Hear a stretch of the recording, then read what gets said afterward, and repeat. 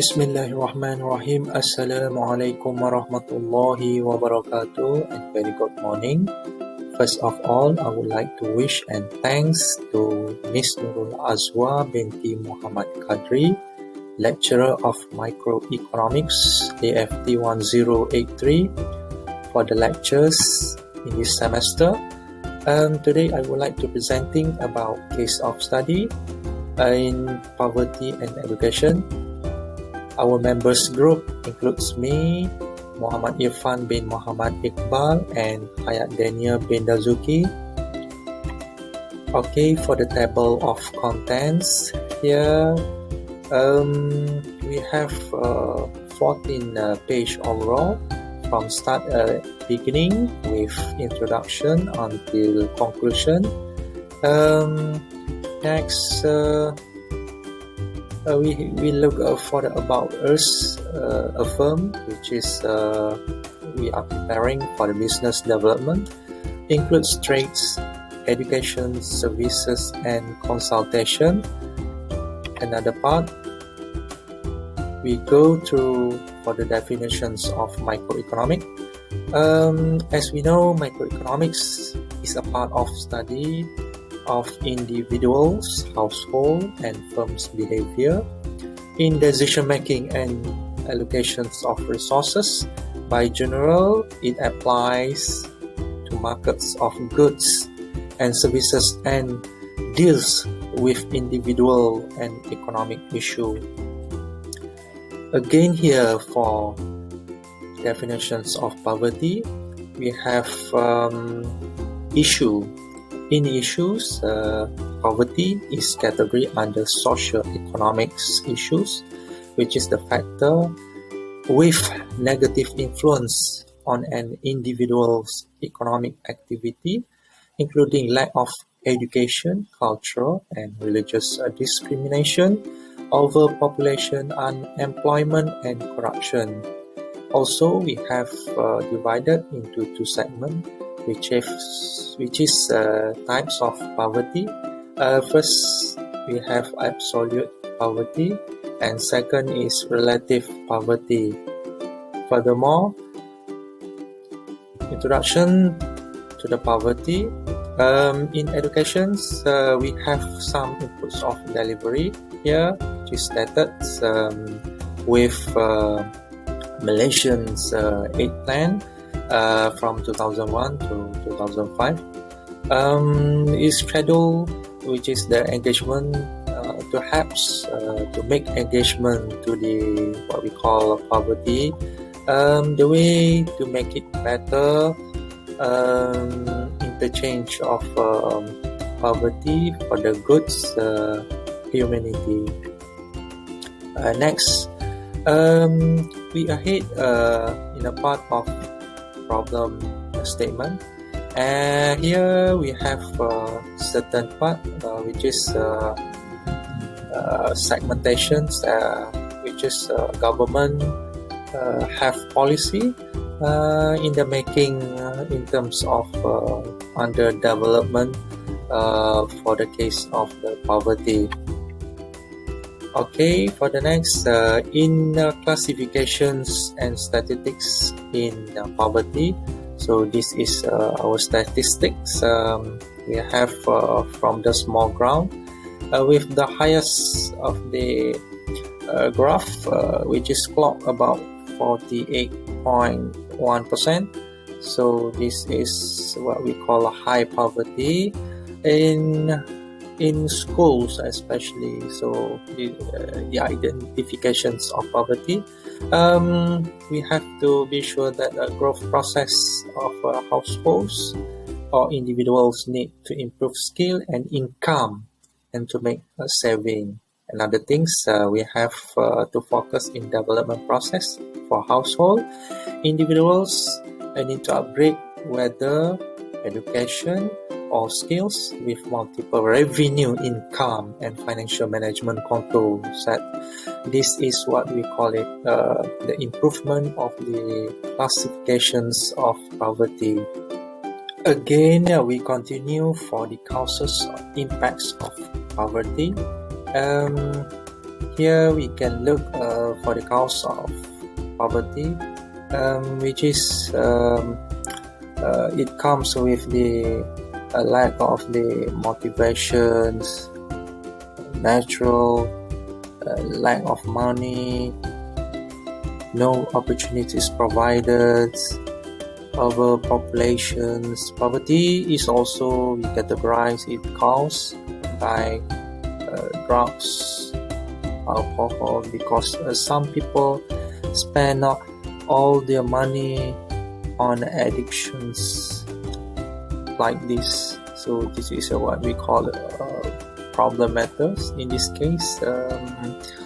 The poverty, also what we call the impact of poverty on learning. This is a factor in terms another part of educational effects, social effects, and emotional effects. Okay, next we look for countermeasure of poverty. By economics countermeasure of poverty, we measure in a part of Asia, around Malaysia, around Asia, in China especially, the remarkable achievements on the work of targeted poverty alleviations in 2006, but still face grave challenges due to the fact that poverty has special performance on economy and culture. Only by taking targeted measures can the goal on targeted poverty alleviations be achieved. So this is how poverty feels to children on the right hand side. We can see here there's some we call the impact of worried about parents, unhappy, frustrated, anxious.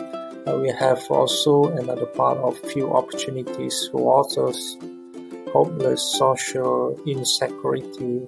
Another part is also inspirations, aspirations, hopes and dreams, resilience. Others important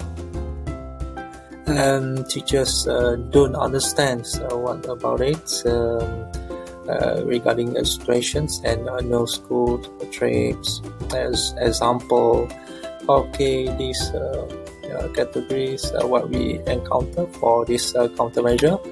Okay, for the next we have structuring plan 1 and 2.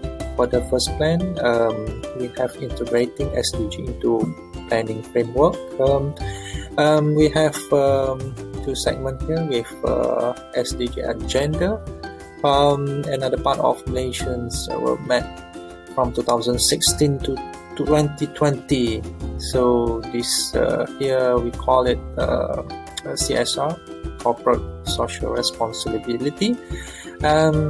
Also ahead for second structuring plan, we try to build our SDG roadmap and directions, includes institutional and governance structure for the 2030 agenda. So the formulating process is here from case 1, 2, and 3.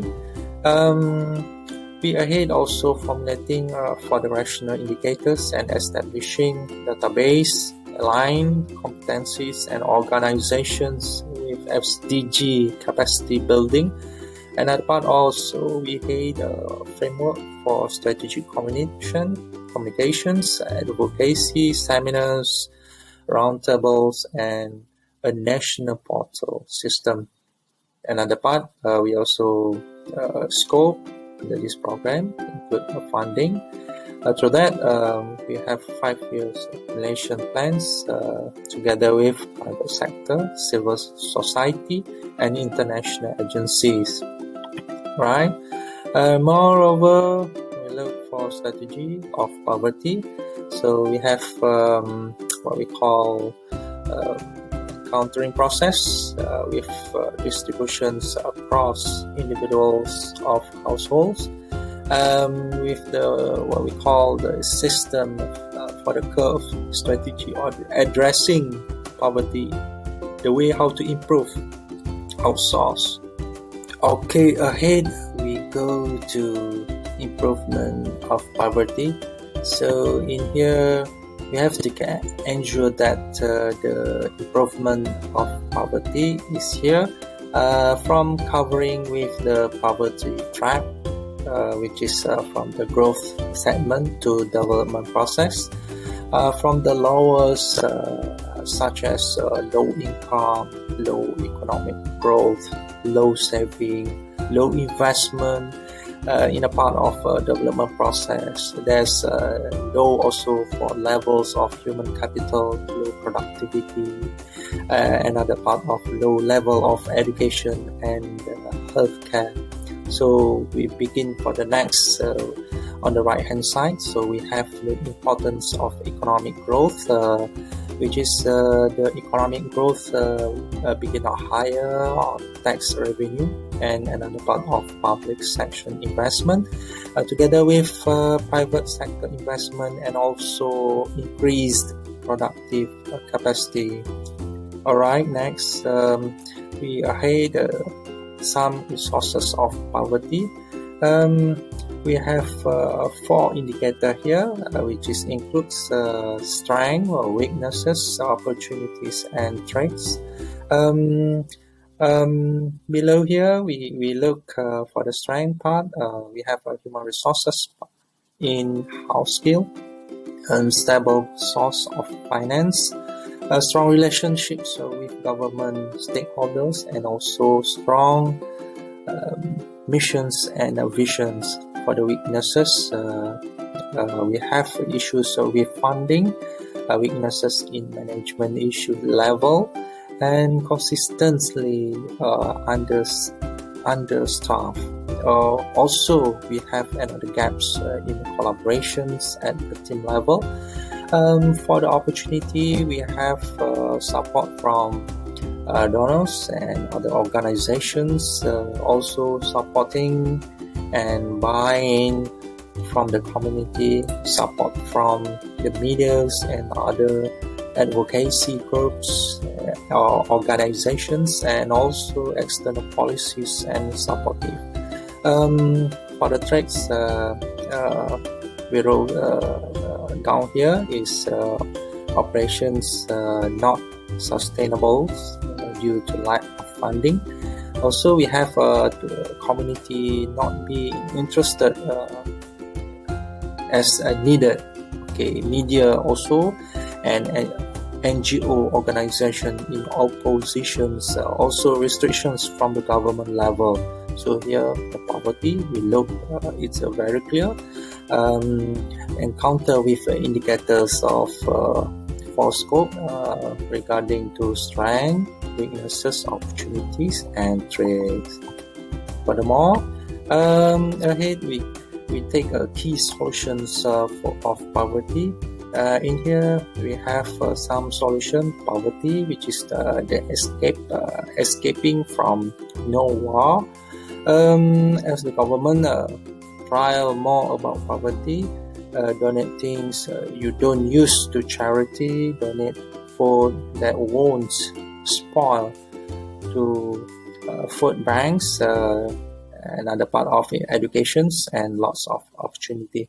So at the sides, we can see there the staircase from downstairs to upper stairs.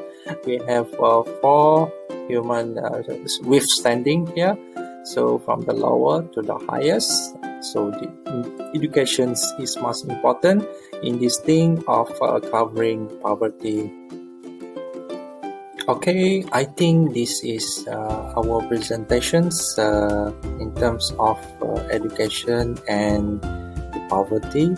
So personally, I will take this advantage to educate myself in terms of education part and poverty issues to be recovered or to make some improvement to reduce more on poverty cases, to highlight to the society or community to improve some part of the communications factor in terms of growth and the donors or the funding and another part of a supporting program.